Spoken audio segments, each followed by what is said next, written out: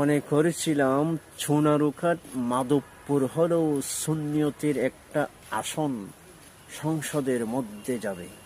একটা কথা মনে রাখবেন, সুন্নিদেরকে কোনোদিন সংসদ পর্যন্ত পৌঁছানোর সুযোগ দেবে না।